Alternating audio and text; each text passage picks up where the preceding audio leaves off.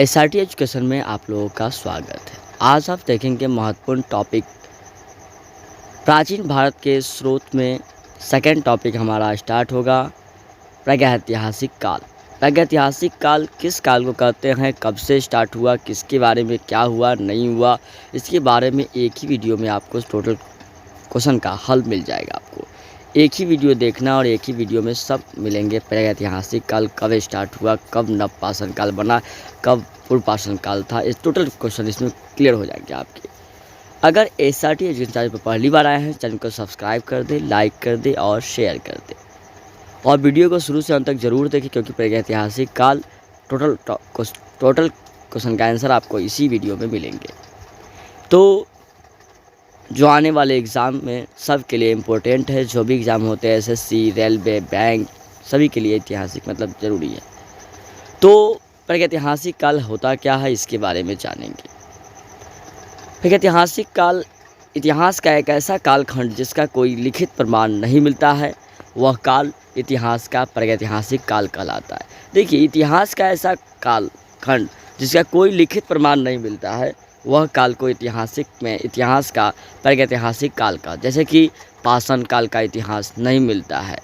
इतिहास का वह कालखंड जिसके लिखित प्रमाण उपलब्ध हो है, परंतु उसका अर्थ स्पष्ट नहीं होता है, उसे हम आदि ऐतिहासिक काल कहते हैं, जैसे कि सिंधु सभ्यता और वैदिक सभ्यता। इतिहास का वह कालखंड जिसका लिखित प्रमाण उपलब्ध होता है और जिसका अर्थ स्पष्ट होता है, उसे हम ऐतिहासिक काल कहते हैं, जैसे कि महाजनपदों के बाद का काल। प्रागैतिहासिक काल को मुख्यतः 3 भागों में बांटा गया। एक का नाम पुरापाषाण काल, दूसरा का नाम मध्यपाषाण काल, तीसरे का नाम नव या उत्तर पाषाण काल। पूर्वपाषाण काल कब से कब तक का है, देखेंगे आप। तो कम से कम देखा जाए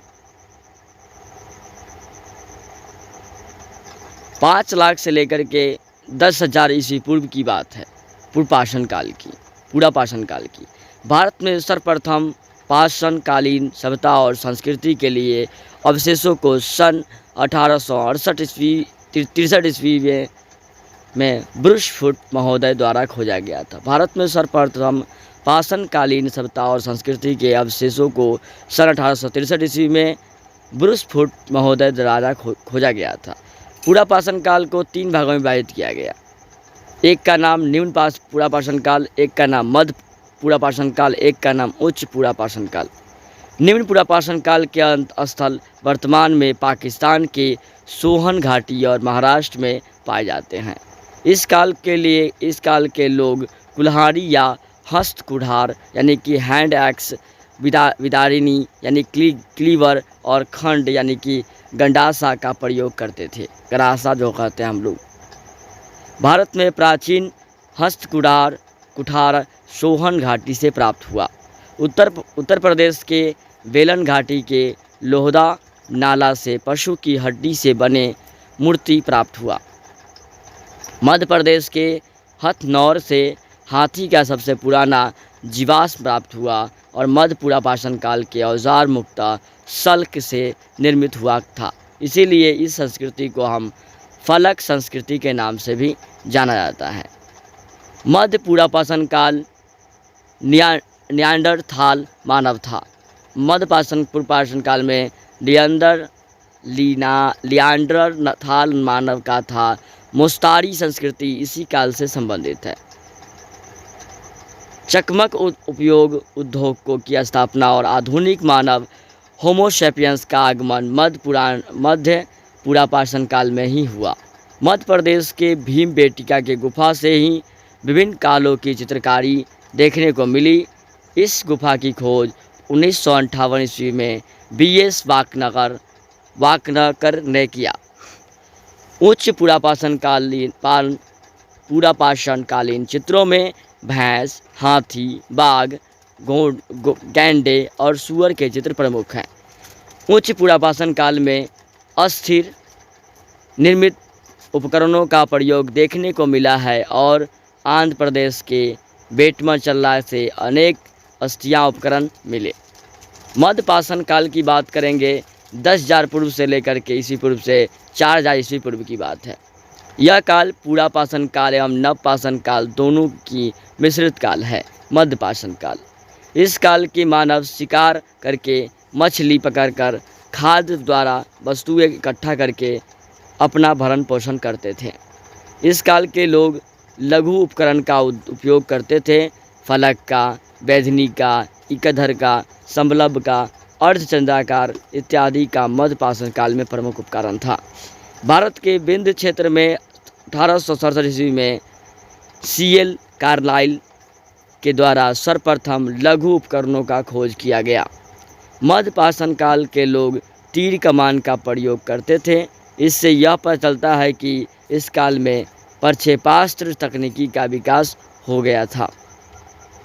बात करेंगे हम नव या उत्तर पाषाण काल की बात करेंगे। 9000 से लेकर के 1000 ईस्वी पूर्व को नव या उत्तर पाषाण काल बोला गया। इस काल के लोग अस्थायी निवासी थे। इसी काल में सर्वप्रथम मानव ने कुत्ते को पालतू पशु बनाया और इस काल में पॉलिस्टार पत्थर के औजार एवं हथियारों का प्रयोग होता था।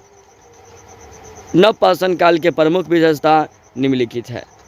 यहाँ पर कृषि का आरंभ हुआ, गर्त आवास यानी बुर्ज होम बनाए गए, आग का आविष्कार हुआ। नव पाषाण काल में मानव शव के साथ कुत्ता को दफनाया जाता था। नव पाषाण काल में बड़ी मात्रा में अस्थ्या के औजार मिले। नव पाषाण काल में पोत निर्माण हुआ। नव पाषाण काल में उन्नत के साक्ष्य मिले। नव पाषाण काल में ऊन के साक्ष्य, अस्थायित्व जीवन एवं समाज का निर्माण हुआ नव पाषाण काल में ही हुआ। नव पाषाण काल को उत्तर पाषाण काल भी कहते हैं। आद्य ऐतिहासिक काल आई, इस काल को दो भागों में विभाजित किया गया। ताम्र पाषाण काल जो 3500 ईस्वी पूर्व से 1200 ईस्वी पूर्व बताई गई, और लौह काल मतलब जो 1000 ईस्वी पूर्व से 600 ईस्वी पूर्व बताई। ताम्र पाषाण काल की बात करेंगे। यह काल मुख्यतः ग्रामीण संस्कृति की थी। इसे क्षेत्रीय संस्कृति, कृषक संस्कृति और पशुचारिका संस्कृति के नाम से भी जाना जाता है। ताम्र पाषाण काल के लोग तांबा पाषाण यानी पत्थर का प्रयोग को साथ साथ प्रयोग करते थे। दक्षिण पूर्वी राजस्थान की संस्कृति को आहार संस्कृति कहा जाता है। आहार का प्राचीन नाम ताम्बवत था। आहार का प्राचीन नाम क्या था? ताम्बवतीत होता था। सर्वप्रथम तांबा का प्रयोग किया गया और प्रथम कुल्हाड़ी बनाया गया। इसका साक्ष्य तमिलनाडु के अतिरमपक्कम से मिली है। ताम्र पाषाण काल में अग्नि पूजा का प्रचलन था और इस काल के लोग लाल मृद भांडों का प्रयोग करते थे। ताम्र काल में धार्मिक संप्रदाय का प्रत्यय वृषभ था और इस काल के लोग मातृ देवी की पूजा करते थे। लौह काल की बात करेंगे। दक्षिण भारत में लौह काल महापाषाण संस्कृति के समकालीन था।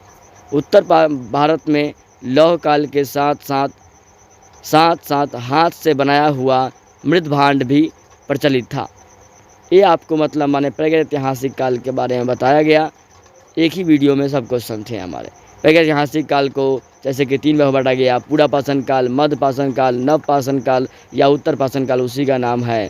उसका मतलब माने कि एक पॉइंट जब ख़त्म हो जाते हैं तो आदि ऐतिहासिक काल आया, जिसमें आदि ऐतिहासिक काल 2 भाग में बांटा गया, ताम्र पाषाण काल और लौह पाषाण काल। ये सब के बारे में बताया गया इस वीडियो में।